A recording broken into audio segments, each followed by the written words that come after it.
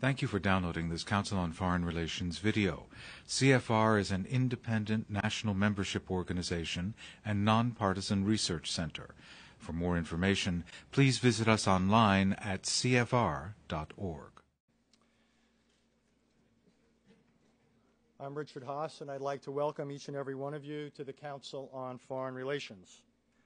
But I especially want to welcome Prime Minister Bibi Netanyahu and the entire Israeli delegation. Now, I'm well aware of the hazards of singling out some individuals and not others, but I would be remiss if I did not also mention the presence here today of Sarah Netanyahu, the Prime Minister's wife. My old friend Uzi Arad, the National Security Advisor, Ron Dermer, the Prime Minister's Senior Advisor, Michael Oren, Israel's most able and telegenic ambassador to the United States, Gabriela Shalev, the permanent representative of Israel to the United Nations, and Asaf Sharif, Israel's Consul General here in New York City. Bibi Netanyahu comes from a family long at the center of his country's intellectual and political life. His own career spanned service as Israel's ambassador to the UN, Minister of Foreign Affairs, and Minister of Finance, and he's now serving as Prime Minister, as you all know, for the second time. In his first stint as Prime Minister, he signed the Hebron and Y agreements, and as Prime Minister and Finance Minister, he had a great deal to do with the introduction of significant economic reforms that have helped Israel grow and also weather the recent financial turbulence considerably better than most other countries. As you all know, the Prime Minister met President Obama in Washington on Tuesday, a meeting that both sides went to great lengths to describe as positive. I, for one, take that as positive, because history shows that a strong and cooperative relationship between the United States and Israel is very much in the interest of both countries. Today's meeting could hardly come at a more opportune moment. There have been serious questions raised about the nature and the quality of the U.S.-Israeli relationship. There is the critical question of negotiating peace between Israel and Palestinians, Syria and Lebanon, as well as broader questions of Israel's relations with other Arab and Muslim countries, including Egypt, Jordan, and Turkey. And there is the challenge of what to do about Iran's ongoing enrichment of uranium and its apparent push for either nuclear weapons or the capability that would put them on that threshold of being able to produce nuclear weapons. Not surprisingly, these and related questions are central to our work here. No fewer than 10 Council on Foreign Relations scholars focus on one or another aspect of the Middle East. The subjects also figure prominently in our meetings like today, in our outreach, in the journal Foreign Affairs, and on CFR.org, our award-winning website where one can find, among other things, a crisis guide providing background on the contemporary Middle East. We look forward to discussing all of these issues today. Today's meeting, which obviously, given the cameras in the back, is on the record, will be in three parts. It will begin with remarks by the Prime Minister, after which I will ask the Prime Minister several questions, and then there will be an opportunity for you, our members, to ask questions. I will also do my best to throw in a question or two from Council members and others listening in from around the country. Last, one bit of housekeeping. I request all of you to take a moment to make sure your cell phones and other electronics and the like are turned off, not only to avoid interruptions, but to avoid interfering with the sound system. And with that, let me again welcome the Prime Minister of Bibi Netanyahu to the Council on Foreign Relations. Mr. Prime Minister.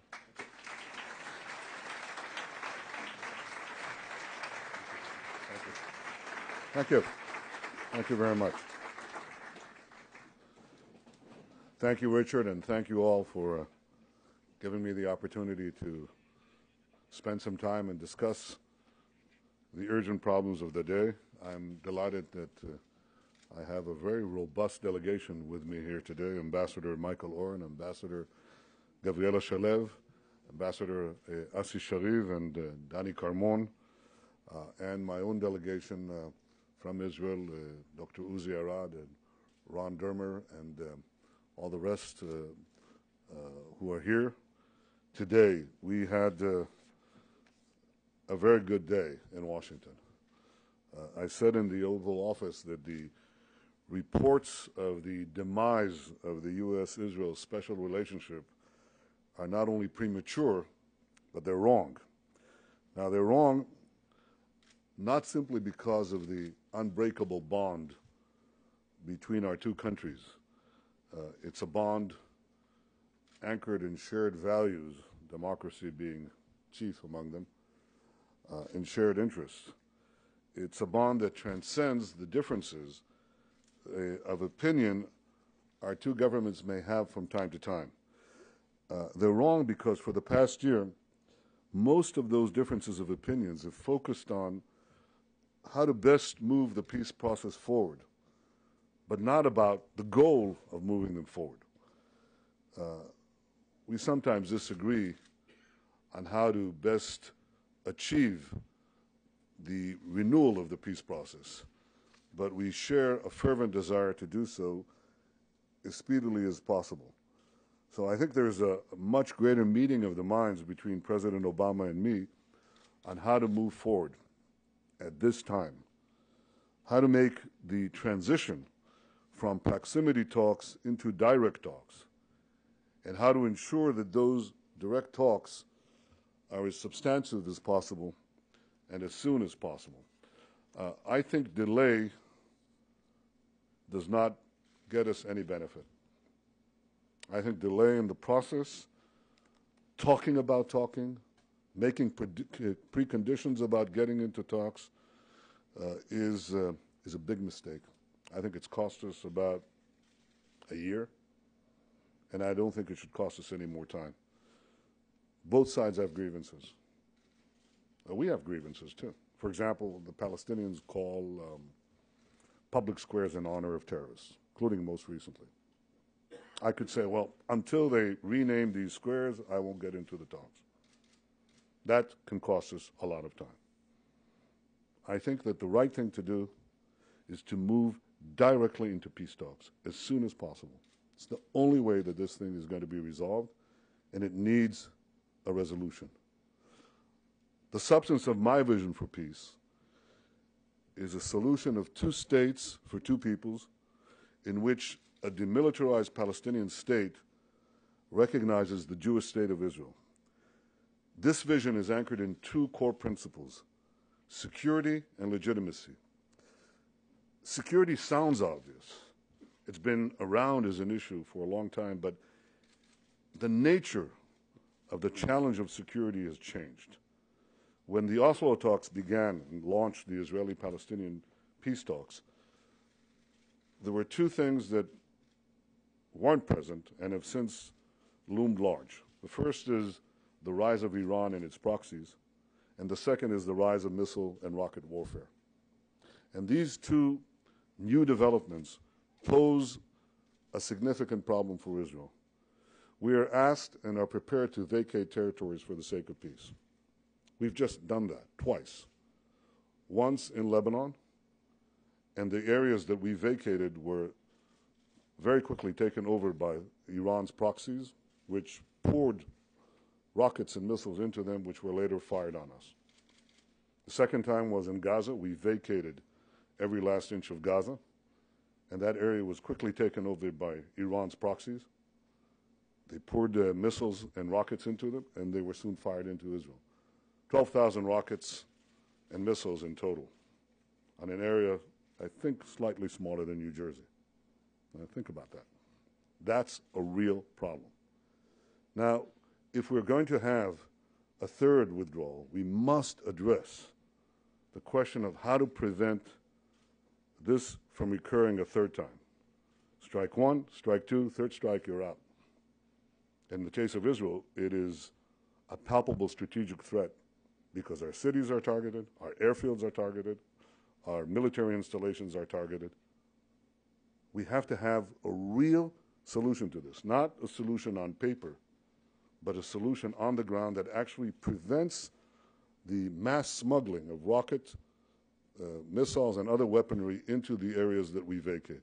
This is a significant challenge. I spent a great deal of time speaking to President Obama about it in a serious way. I think he understands the full seriousness of this challenge, and I think that we're committed, both of us, to try to find a realistic, concrete solution to this issue. Security, number one. Secondly, the question of legitimacy. I think the solution of legitimacy means that we recognize the Palestinian state as the nation state of the Palestinian people, and they recognize Israel as the nation state of the Jewish people. There is an implication about their recognition of us. It is that they prepare their people and themselves, the leadership, for the idea that the conflict is actually over, that the Palestinian state is not a stepping stone to continue the conflict by other means, but it is an end to the conflict, an end to the claims of conflict. For example, the two most salient issues of legitimacy and ending the conflict revolve around the Palestinian refugees. Israel absorbs and has absorbed the Jewish refugees from the 1948 war and from other parts of the world. The Palestinians accept the Palestinian refugees, the Palestinian state. But equally, there are no demands, no irredentist demands of the Israel's Arab citizens. Their rights are fully guaranteed as individual rights, full civic equality in Israel, as is the case. And there are no demands for another separate state in the Galilee or in the Negev or autonomous regions. In other words, this issue is resolved here and now. Sadat, the late Egyptian president, said, when he came to Jerusalem, he said, no more war, no more bloodshed. And what we expect President Mahmoud Abbas to say is no more conflict, no more claims, no more demands. Israelis are prepared to go a very long way, and I'm prepared to lead them, a very long way to make peace. But this has to be a real peace, secure, and an end to conflict. These are the two principal goals, or the two principal pillars of peace that I put forward in my speech in Bar Ilan. That was one of the things that we did. We also removed hundreds, many hundreds of roadblocks, checkpoints, earth ramps to facilitate movement in the Palestinian areas. There is a sort of an economic miracle in the Palestinian areas. Palestinian leadership has been doing important things there, but they would have come to naught if we hadn't changed the policies. Because you can't have a robust economic and commercial growth if you can't move goods and people. It's just impossible. And we facilitated that, and we changed it overnight. Not as a substitute for a political peace, but as a facilitator. The economic peace that I've spoken about that has come to pass is a very good supporter of a political peace. And the third thing we did was to actually to do something that is unprecedented. I'm using Secretary of State Hillary Clinton's words. I decided, unlike any previous government, to freeze the construction in new settlements for a 10-month period to encourage the Palestinians to enter the peace talks. So far, 7 months have passed. They haven't come in. They should come in. They should have come in yesterday. They should have come in 12 months ago, 7 months ago, but we should not waste any time. While we did this, Palestinians advanced the Goldstone report and the ICC. They try to prevent, unsuccessfully I'm happy to say, our entry into the OECD. It's a very great salutation to Israel, that despite these and other political pressures, it was accepted into the club, the big club. We still have to get to the G20. That'll take some time. But the accession to the OECD is a great tribute to the Israeli economy. And there are the continuing problems of incitement. I don't think we should linger on this. I don't think they should linger on us. I think we should seize the moment. And it's a challenging moment and an important one when we have the ability to negotiate a peace. We don't know where the pieces in the Middle East will move in the coming years. We don't know that. There is a great challenge from Iran. There is movement in Turkey. There is today stability in Egypt. I think we should use this moment to advance the peace, and I'm prepared to do it. There is risk in doing that. That's what leaders do. They take risks. You mentioned the economy. I corrected some deficiencies in the Israeli economy. Believe me, I took some risks. By the way, I was smart enough to do it young enough because you lose elections after that, and it allows you to come back. But you come back. There are only 3 people who came back a second time to govern Israel. One of them was Ben-Gurion, David Ben-Gurion. The other was Yitzhak Rabin, and I'm the third. When you get to be my advanced age, you don't come back to spend time in office. It's not that pleasant anyway. You come back to do something. I'm prepared to do something. And I'm prepared to take risks. I won't take risks with our security, but I'm willing to take political risk. So does President Mahmoud Abbas. He must be prepared to take these risks. And I know that President Obama is willing to assist us in this.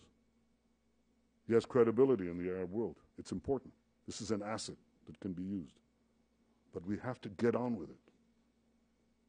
We should just stop all the delays, stop all the preconditions, stop all the pretexts, and start now, next week, in 2 weeks. Get the talks going, because only if we start them can we complete them.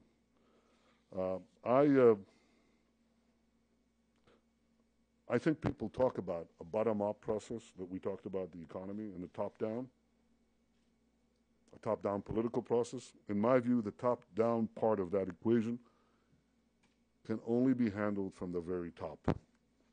It can only be done by the leaders themselves. You can't just have the leaders show up for the ribbon-cutting ceremonies. It won't happen by forming dozens of committees and holding countless meetings. I think that's actually not productive. I can tell you all the decisions I've made on changing things inside Israel, I've always had to participate in them and always had to cut through a lot of, this is polite company. You just have to get on with it and grapple with the issues directly. There is no other way, and this is what, I'll say for the last time, what is required now. Now, I know there's a lot of skepticism. After 17 years, since the beginning of the Oslo process, skepticism is certainly warranted. But remember that moment when Sadat came to Jerusalem. Remember that only a few years earlier, Egypt and Israel had fought a terrible war. And people dismissed Begin and they dismissed Sadat. You should read the mountains of skeptical print that were written about them. I intend to confound the critics and the skeptics.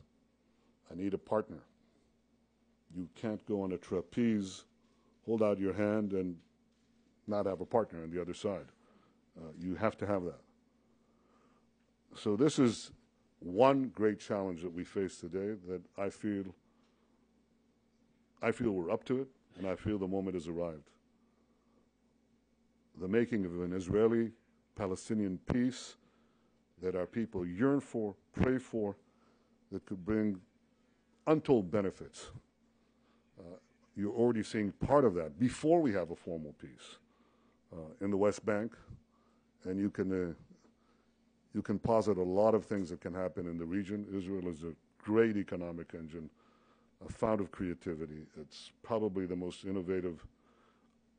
I don't think there's a more innovative society on earth, and a more innovative economy.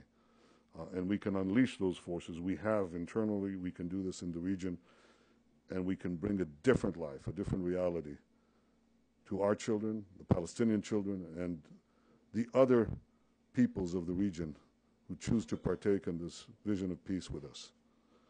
But there is another challenge. It's a great one. I've been talking about it for many years. 14 years ago when I came to the United States shortly after I was first elected Prime Minister, I was given the honor of addressing the joint session of the U.S. Congress, and I said then that the greatest danger facing the world was the threat of Iran developing nuclear weapons. I can tell you that quite a few eyebrows were raised at the time. Far fewer are raised today.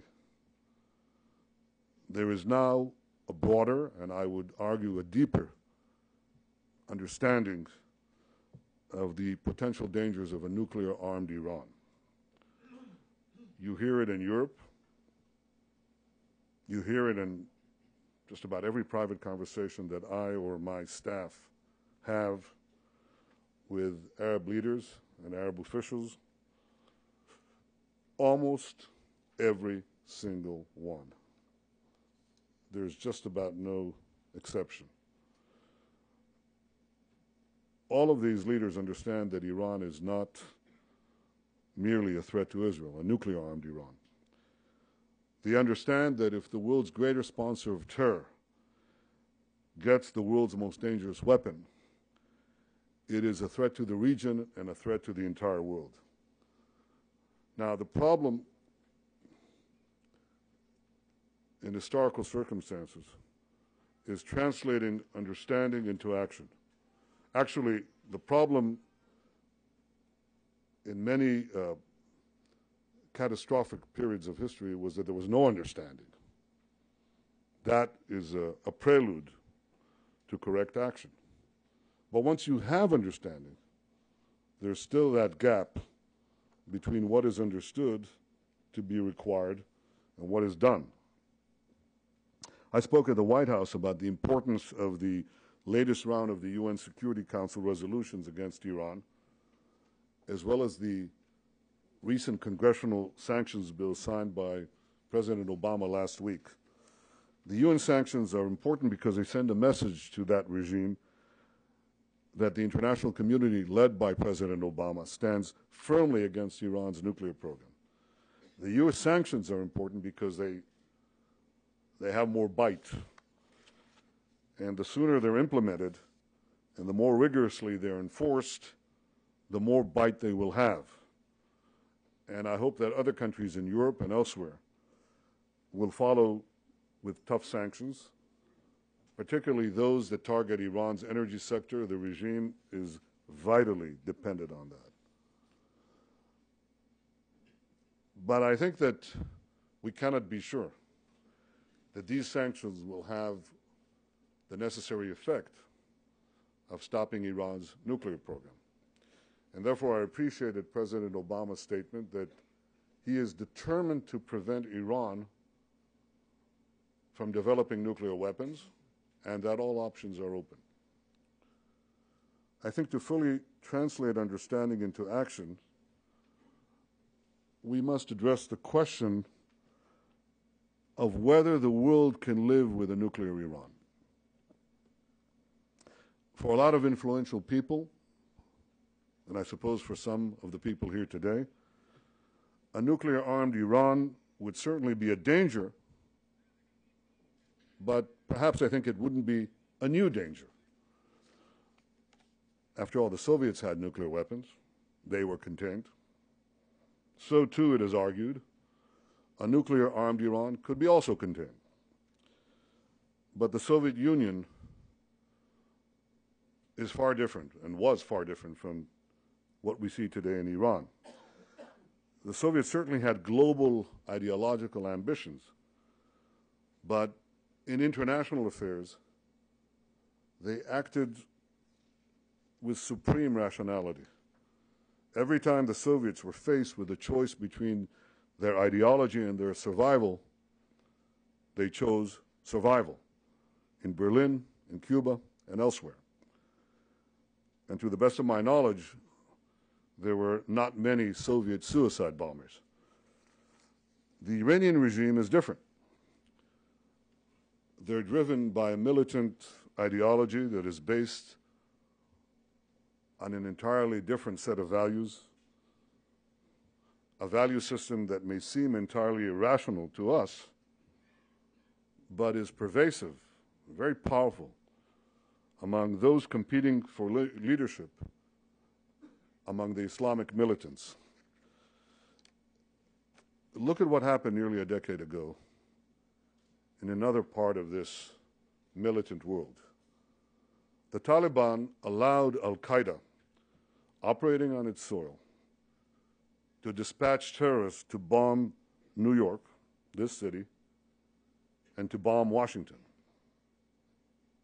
Now, what were they thinking?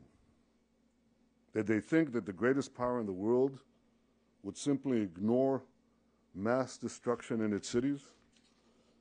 Did they think that the United States of America would ignore an attack on its financial center, on its military headquarters, on its capital city? Were they that stupid? Or were they instead driven not by cool reason, but by a fiery fanaticism that overcomes normal logic? Iran sends children into minefields. Iran denies the Holocaust. Iran openly calls for Israel's destruction. Iran empowers Hezbollah with rockets and has overtaken half of Lebanon. Iran empowers Hamas with rockets, has overtaken Gaza and half of the Palestinian polity. Iran has sent saboteurs and terrorist squads into Egypt. Iran sends tentacles into the Yemen and threatens directly Saudi Arabia. Iran sends weapons into South America. This is what they do today when they don't have nuclear weapons. Think of what they will do tomorrow when they do have them. It is very hard for modern men and women to come to terms with the role of irrationality in human affairs. We tend to think that people and states are driven solely by interests, by a sober calculation of cost and benefit. We must recognize that those who glorify death and those who dispatch hordes of suicide bombers are not driven by grievances which can be addressed or by a despair which can be alleviated. We must recognize that there are wide-eyed, true believers, even mad believers in the world. There are fanatics who subscribe to a twisted creed, and they're willing to pay any price for its realization. And they're driven by a fervent hope that they will succeed at any price. Shakespeare advised us to see the method in the madness. But facing today's militants in the greater Middle East, we should be well advised to see the madness in the method, to recognize that not everyone is constrained by the calculus of cost and benefit that has been associated with nuclear weapons, to recognize that some people, organizations, and regimes might act in ways that no one has acted since the advent of the era of nuclear peace that has followed Hiroshima and Nagasaki. We must not allow the world's most dangerous regimes to possess the world's most dangerous weapons. This is the single greatest challenge of our time, and we must not fail to address it. Thank you very much.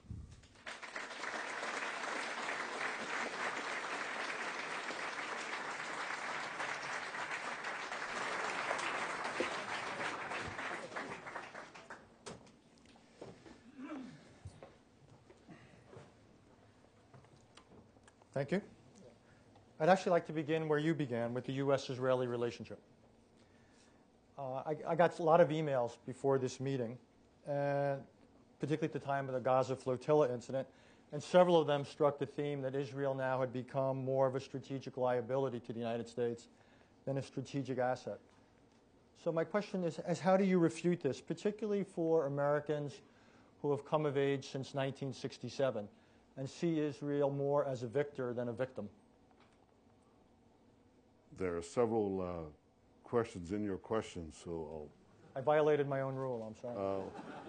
well, what politicians simply do is they choose one of the things they want to answer. But I can address all of them if you wish. First of all, it's better to be a victor than a victim. If you're a victim, this was the condition of the Jewish people for several thousand years. We were the perfect victims. We were always morally perfect. And the minute you enter the stage of history and you actually have a state and you have to defend yourselves against rocketeers and they're embedded in civilian populations and you try to seek them out, and you do perhaps less than 1% of the damage done by another democracy, Britain, when it tried to respond to rocketeers on its cities, you're still held to an impossible standard, what I call the triple standard. There's one standard for the democracies, one standard for the dictatorships. They have their own standard. One standard for the democracies, and there's still a third standard for the democracy called Israel. So the only thing that I can say is we can put forward the truth of our case. We're the only country threatened with annihilation. We're the only country which has been rocketed by thousands of rockets and suicide bombers and attacked by sundry other means. We seek a genuine peace. We showed that. We were willing to make concessions for peace that no victor in any war has done. And we're ready to make those concessions, far-reaching concessions today.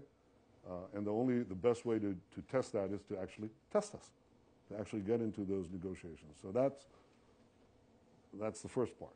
The second question you asked is Israel's, not its moral position, but its utility, strategic utility. The most unstable part of the world begins west of India and stops somewhere in North Africa. There's a landmass there that is highly unstable, that has radical regimes bent on acquiring nuclear weapons, atomic bombs. They're failed states, they're failed pre-states. It's a large swath of shifting sand. Within that, I would argue that there are several sources of stability, and I would say that in the heart of the Middle East, Israel is the source of the greatest stability. I know this flies in the face of people. The only way I can prove that to you is in a way that I won't. You just imagine what would happen if we weren't there. What would happen to some of our neighbors? I won't spell it out. Large neighbors, small neighbors. Israel stops the brunt of an attack that is directed at some of our Arab neighbors and directed at others beyond the Middle East. And I think that if it weren't for Israel, a lot of that area would have been swept away by radical forces long ago. So I would argue that we provide an important strategic service. That is understood in ways that I can't elaborate by the daily, sometimes hourly sharing, Richard, of intelligence. You know, you've been there, between our intelligence services, security cooperation that is enormously valuable. It's very valuable for us. I think I can safely say that it's very important for the United States. And by the way, for other countries, I was going to say Western countries, but that would be an incomplete statement because we also share important assets with non-Western countries, and quite a few of them. So the service that Israel does in the Middle East is below the swirl of public debate is real and much appreciated by the governments that are actually acting to stabilize the Middle East, chief among them the United States. And this was very much reflected in my conversation with President Obama, both in his public statements, but also in our private discourse. Let me turn to one or two questions about what is sometimes called the... If you ask smaller questions, I'll give you shorter answers. I will do my best. Let me turn to the so-called peace process. As you yourself noted, the Israelis' moratorium on settlement construction runs out in less than 3 months. What would persuade you and your government to extend it? The settlement issue was supposed to be a final status issue from the start. It was, along with security, with the question of territory, borders, Jerusalem, refugees, water. These are the principal issues that need to be discussed in the final status issue. I did, as I said, something quite unprecedented. I actually did this temporary freeze as an inducement to enter the talks. Now, 7 months into this 10-month moratorium, the Palestinians have not yet come in, but they already argued, well, you got to extend that, that gesture. And I think the right thing to do is just get into the talks. This is how we'll resolve this issue of settlements, by actually having the talks and not by constantly pulling and trying to engage in this one-upmanship that has been directed at Israel. I think we've shown our good faith. No other government has done that. And by the way, no one was asked to do it. I have to tell you, through the years of Oslo, the 17 years of Oslo, there was never any precondition, not settlements, any precondition placed on talks. And on day one, when I formed my government, I called on Abu Mazen, President Abu Mazen, to come and sit down. And on day one, we had the beginning, the cascade of preconditions that kept on growing and growing and growing. And I think this is just wrong. Look, nobody's going to deliver an agreement or a settlement to the Palestinians from the outside. If they're waiting for that, I think it's a big mistake. They have to come in and negotiate this, and we're prepared to talk about everything.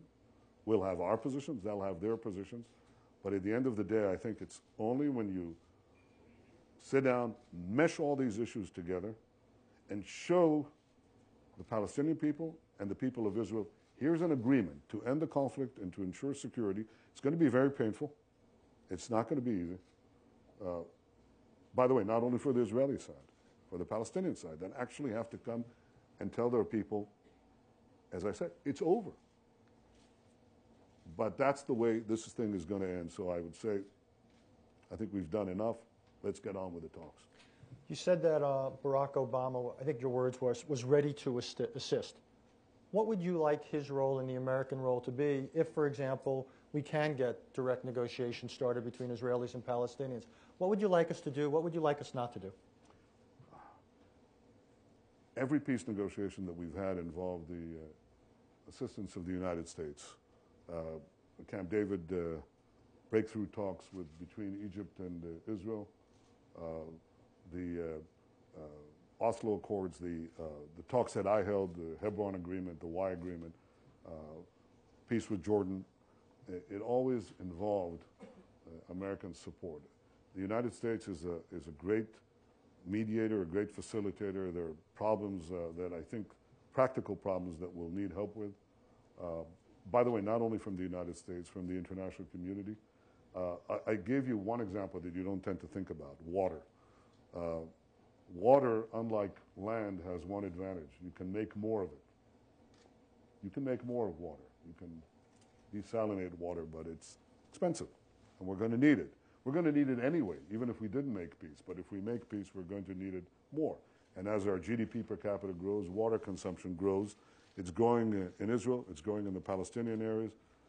You probably need a regional approach anyway, because this is a problem that is afflicting the region. You'll certainly need international help there. Some countries can help with the refugees. Some countries can help with water. The United States can help with everything, including political mediation, and certain hardships will arise. They will arise. But the United States can help with one other thing. It can help address some of our most pressing security problems. Some of them can be addressed by advanced technology, and I think American willingness and cooperation in this matter is there, and it's vitally important for the achievement of success. I just got two more questions, then I'll open it up. Imagine that you and Mahmoud Abbas have a negotiation on the West Bank and it succeeds. You make tremendous progress. How would you think about dealing at one and the same time with the challenge of Gaza and Hamas?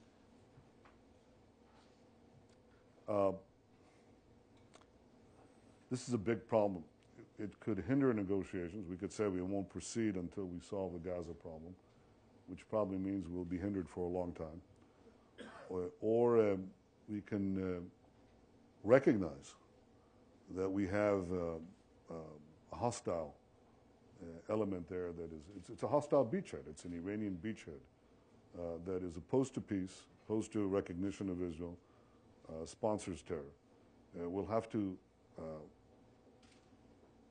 think about it as it is, think about what it could be, and try to see how we work together to make that transformation. But I think it'll be unrealistic for us to assume that, A, to say that it's not there, we shouldn't address it, or to say unless it is resolved, we don't move forward. I'm saying either position I think is wrong.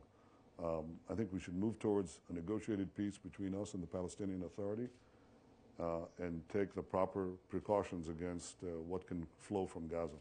But would also provide some avenue or opportunity for Gazans to opt in if they met certain criteria? If they could, believe me, they'd throw Hamas out today. Hamas would lose an election like that. But it doesn't really give the people of Gaza any option. They're holding any more than the Iranian regime gives the people of Iran any option. If they want to exercise the option, they shoot them down on the sidewalks. If this girl lies choking in her blood, that's how Hamas governs. It doesn't really allow any freedom. If there were a change, if the people of Gaza, the Palestinian people there, could choose, I have no doubt they would choose the route of moderation and of peace and of prosperity, which you see beginning in the West Bank, but they're not really given a choice. How we help them have that choice is a good subject for discussion. I'm not sure it should be held here. You gave me a natural segue into Iran. You were articulate about the risks and costs of living within Iran with nuclear weapons, how not just from the nuclear point of view, but how it could essentially become a backdrop to an even more assertive or aggressive Iranian policy around the region. What about the risks and costs of using military force to prevent it if sanctions don't work?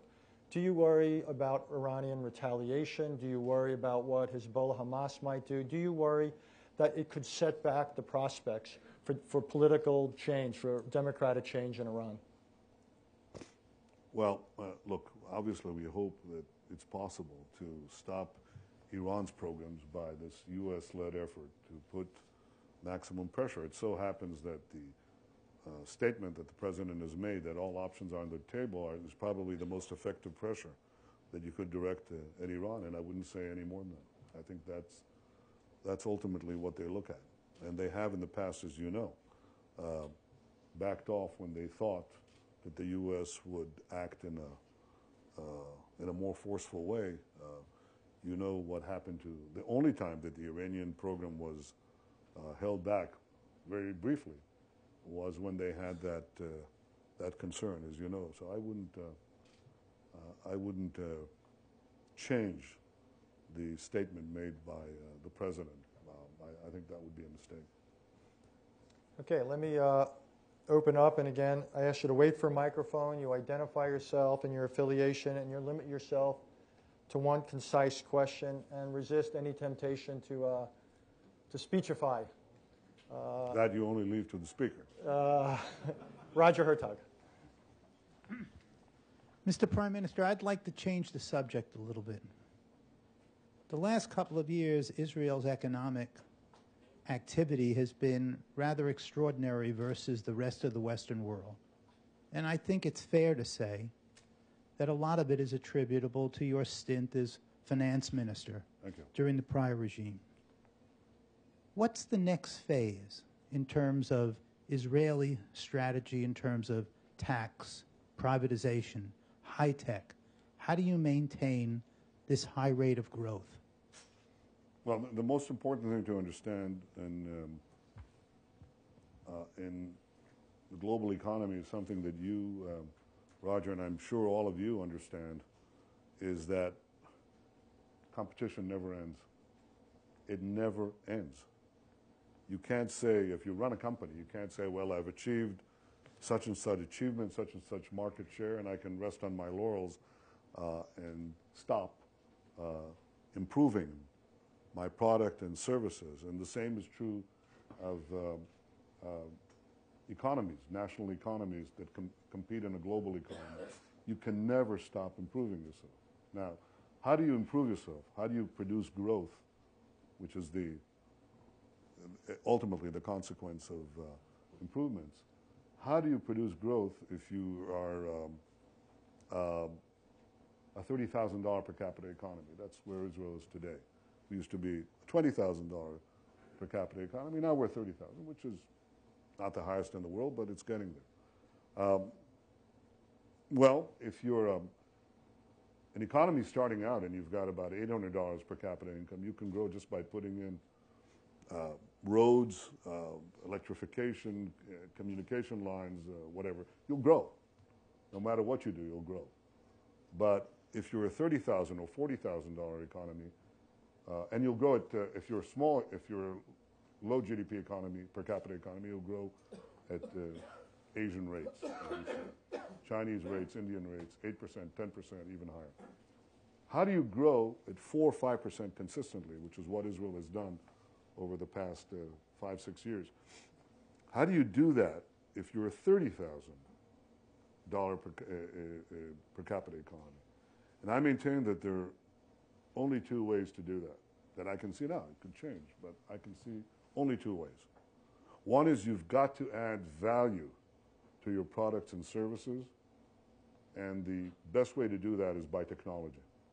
Israel has a lot of technology. We have to do certain things to make sure that our technological edge is maintained, but we have a very innovative society. We have thousands of startups, and we have to make sure that that continues. There's a second thing that you can do, and it's not obvious, but if you're lucky enough to have an advanced economy with a messed up bureaucracy, you have a growth opportunity. Because as you remove the bureaucratic hurdles, you're going to get extra growth for a time. It's like taking a steel boot on a coiled spring and removing it, and while you're removing it, you grow. So while we're addressing the high-tech part of our economy, we're also addressing the low-tech part of our economy, and I'm fighting right now a battle for the lowest of low-tech. It's called land, planning, planning and zoning, construction permits. Israel is number 1 in the world in the penetration of personal computers into the homes. I'm happy to report to you that we're number 140 in the world in property registration, 120 in the world, 120 in the time it takes to get a building permit. It is virtually impossible to build anything in this country, in my country. Now, why am I happy to report to you this?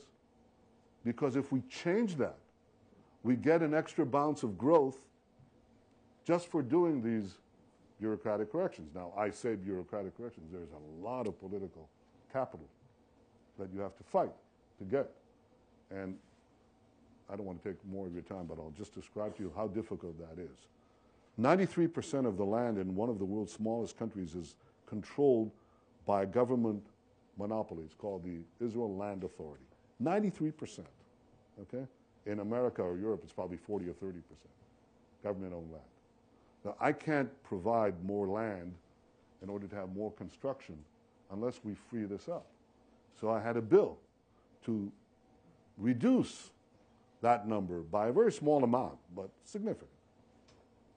I was challenged from the right that I was giving land to the Saudi sheiks. What would they do with it? I don't know if they'd take it away. I was challenged from the left that I was giving it to my fat cat friends. I don't have any, by the way. The voting came on this land reform bill. and we started having the reading, and I have a very comfortable majority in the Knesset. It disappeared.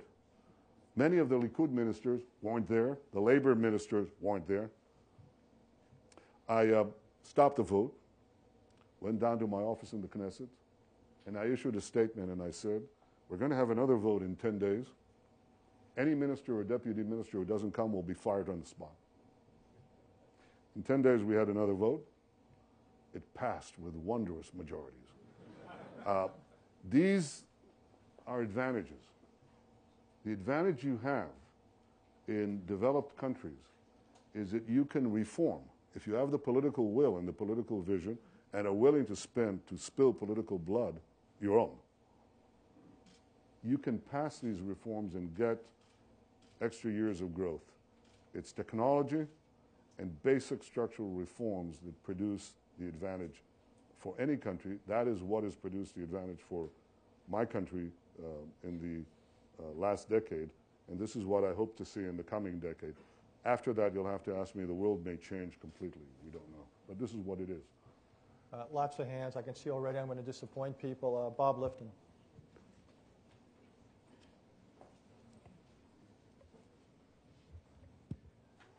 Mr. Prime Minister, you've stated your vision of a two-state solution, and inevitably with a Palestinian state, you will have to move some of the settlers, which may involve civil disobedience or even violence.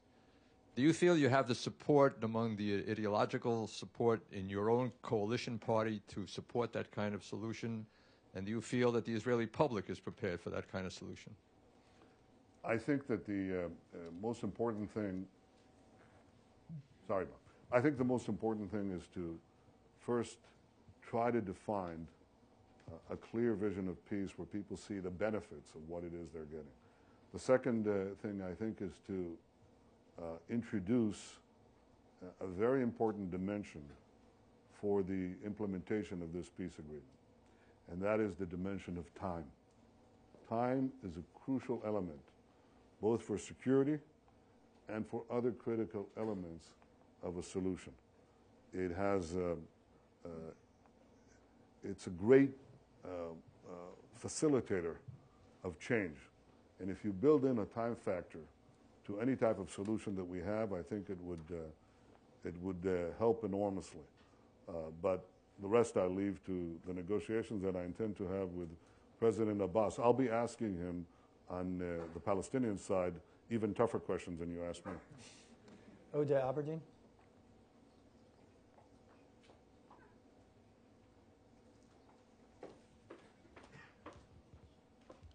Ode Aberdeen, OA Advisors. Mr. Prime Minister, if President Obama succeeds in getting you and Mr. Abbas to direct negotiations, it's obvious that you know the demands of Mr. Abbas. Mr. Abbas knows the Israeli requirements for peace.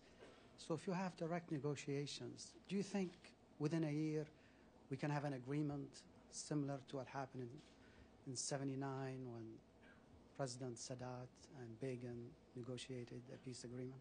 Yes, I do. Yes, I do. So you think he's both strong enough and also willing to make peace? If it's up to me, we'll have an agreement. I can't speak for him, but I won't do what I won't do what others do to me, and I won't do what some of my colleagues do to President Abbas. I won't rule out the possibility of leadership. You have to be tested in real times. And the only way you'll change the reality is to bring a package, a total package. That is a peace treaty that is anchored in security, that gives sufficient feeling of hope and comfort to both peoples, and they can actually see the totality. Going at it piecemeal, piece by piece is just to have 1,000 cuts without seeing where this thing leads. And that's more or less where we've been, and I think that's why it's failed. I think this is the alternative, and I'm prepared to pursue it. And I hope to see President Abbas take that same choice. We're not youngsters anymore. You know, we have a certain responsibility to our peoples, to our children and grandchildren, the coming generations. This is what leaders are expected to do, and I think President Abbas can prove to be an important Palestinian leader that helps me, along with President Obama, reshape our future. Why is it so important, because you mentioned it several times today, that Palestinian leaders give up their goals? Why can't they secretly harbor a goal that Israel will disappear so long as they don't pursue those goals with violent means? Because part of the change that is required, there's an asymmetry in the conflict, and it's important to understand it. The reason the conflict persists, the reason it hasn't been resolved these 60-some years, is because of the enduring engine of the conflict. What is the true underlying source of this conflict? It is not Israel's possession of the territories, even though it is widely held to be that issue. It's certainly an issue that has to be resolved, and I'm prepared to resolve it. But if you really understand the source of this conflict, it actually goes back to 1920. The first attack against the Jewish presence took place in 1920, and it continued in the 1930s, continued in the great upheavals, obviously in 1948, and the combined Arab attack against the embryonic Jewish state, continued in the Fedayeen attacks in the 1950s, continued with the creation of the Fatah and the PLO before 1967. So it actually raged from 1920 till 1967. That's nearly 50 years before there was a single Israeli soldier in the territories in Judea, Samaria, or the West Bank, before there was a single Israeli settlement. Why did it go on for half a century? Because there was an opposition to a Jewish sovereignty in any border, in any shape, in any form. Now, you'd think that it was transformed. That is, that after 1967, the issue was the territories. And in many ways, the discussion about this issue changed the cause, the result of the conflict to its cause. The territories were a result. Our presence in the territories was a result of these repeated attacks against us. We came into possession because of attacks against us. And we're prepared to negotiate a solution to this. But having left territories, we left Gaza every square inch. We were fired upon. We left Lebanon. We were fired upon, having been inside Lebanon. And when you ask the Hezbollah, why are you firing on Israel? It left Lebanon and said, well, we have to liberate occupied Palestine. And you said, they were asked, you mean the West Bank? They said, no. We mean the Galilee. We mean Tiberias. We mean Haifa, and so on. When we left Gaza and the Hamas fired these thousands of rockets into Israel, they said, they left Gaza. Why are you firing? Well, we have to liberate Palestine. Do you mean the West Bank? And they said, no. We mean Ashdod, Ashkelon, Beersheba. So the real engine of the conflict is the refusal, the persistent refusal to recognize the Jewish state in any boundary. And unless this is addressed, it continues to take hold in the Palestinian psyche, and it doesn't get resolved. And admittedly, if leaders begin to talk in this way, it doesn't guarantee that there'll be a change of heart. But it's a necessary precondition for such a change. Otherwise, it'll never happen. Now, the more moderate Arab, Palestinian Arab elements, they don't talk about liquidating Israel. They don't talk about firing rockets. And they're different from Hamas. But they don't say, we'll end the conflict. They don't say, Israel will be here to stay. They don't say, we recognize the Jewish state of Israel and it's over. They say, we'll make peace. They'll say, we want an end to occupation. But they don't actually say it because they're intimidated by Hamas or because they harbor secret wishes. They have to openly say it, not for our sake, but for the sake of actually persuading their people to make the great psychological change for peace. I've said it. I've stood before my people and before my constituency, and I said what my vision of peace includes. And I did that not without some consequence, I can tell you that. But this is what leaders have to do. They have to educate their people. They have to actually say it the way it should be. And I don't think that the Palestinian leaders should be exempted from it. Now, having said that, assuming they did that, let me carry your question to its conclusion, and the conclusion of this discussion, I presume, because of the time that's running out. But let's say they said it, because I'm saying you can't expect us to make peace without security and without a clear recognition of the end of conflict and the acceptance of Israel as the nation state of the Jews. Suppose they said that. Are we guaranteed that this will percolate down? Are we guaranteed that there won't be a rollback? Are we guaranteed that there won't be a regime change the way there was in Gaza? And the answer is no, we're not. So that doesn't nullify the need to say it and the need to sign on it. But it does make the first component, the question of security, all the more important. Because there might be a rollback, the pillar of security has to be enormously powerful, cast in the strongest concrete terms, like concrete. It has to be very, very solid. So I think that I think this is what is required of the Palestinian leadership. I'd like President Abbas to make, if not his Bar Ilan speech, I'd like to hear the Bir Zayt speech, in which he says these things very clearly, and I'd like to meet him and make peace. Thank you very much. Thank you.